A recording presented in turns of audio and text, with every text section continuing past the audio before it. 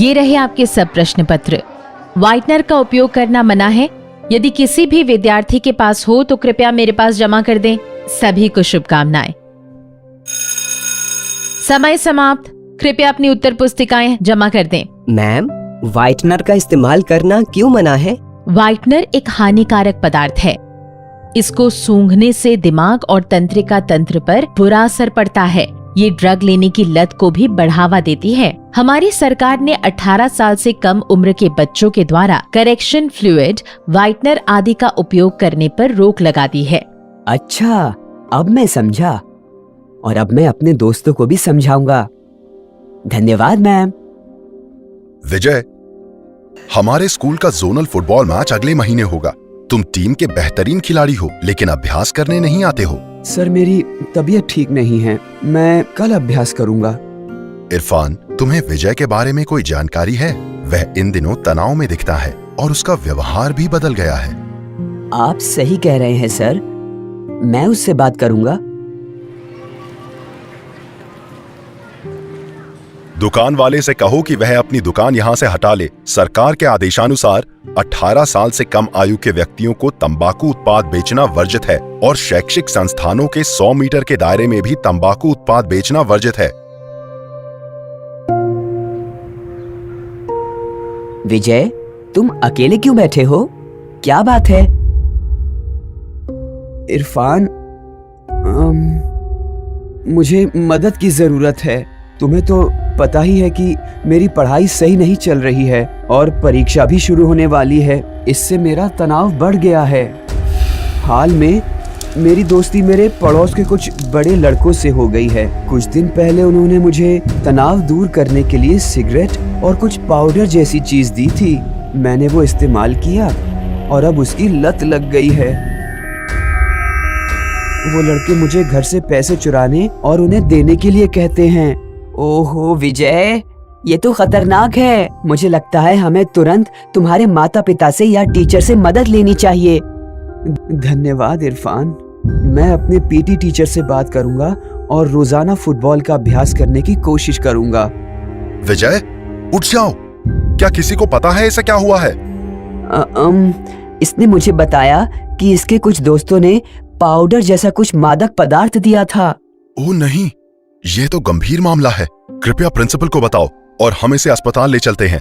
कृपया कोई इसके माता पिता को भी सूचित कर दो।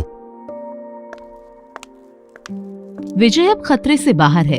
हमें इसमें नशा लेने के कुछ शुरुआती लक्षण दिखे हैं और कुछ दिनों तक इसका इलाज चलेगा। हमें विश्वास है वो ठीक हो जाएगा। धन्यवाद डॉक्टर, आपने मेरे बेटे की जिंदगी बचा ली। मैं हमारे आसपास हो रही समाज विरोधी गतिविधियों की शिकायत स्थानीय पुलिस को दर्ज कराऊंगा। डॉक्टर, यह बहुत दुर्भाग्यपूर्ण है। मैं स्कूल के प्रिंसिपल से हमारे सीनियर विद्यार्थियों के लिए जागरूकता शिविर लगाने और परामर्श कार्यक्रम आयोजित करने का अनुरोध करूंगा, ताकि हमारे स्कूल के बच्चे नशीले पदार्थों के चंगुल में नहीं फंसे। और इस प्रयास में उनके माता पिता को भी शामिल होने का आग्रह करूंगा। हम इस कार्यक्रम में बतौर वक्ता आपको आमंत्रित करेंगे। ये बहुत अच्छी पहल है, मैं जरूर आऊंगी। धन्यवाद। प्रिय विद्यार्थियों, शराब, तंबाकू और नशा लेने की शुरुआत आमतौर पर किशोरावस्था में होती है।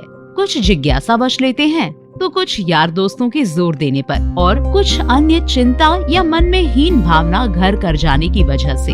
इसका असर हमारी पढ़ाई पर, स्कूल से लगाव और अन्य गतिविधियों में भागीदारी पर पड़ता है।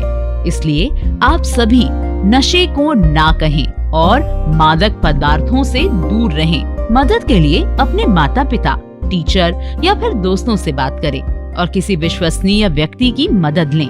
मैम, आप टीचर और माता पिता से कुछ कहना चाहेंगी?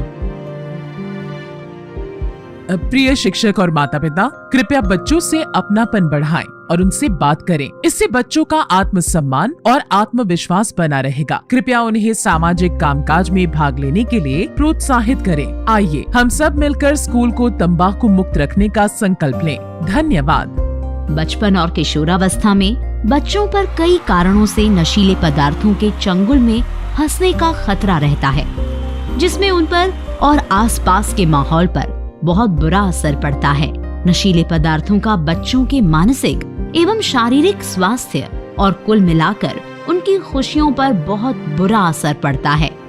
इसलिए उनके माता पिता और शिक्षकों को चाहिए कि वे बच्चों को ज्ञान और कौशल प्रदान करें जो उनके आत्मसम्मान को बनाए रखने में सहायक होगा और उनमें जिम्मेदार नागरिक बनने की क्षमता का विकास करें।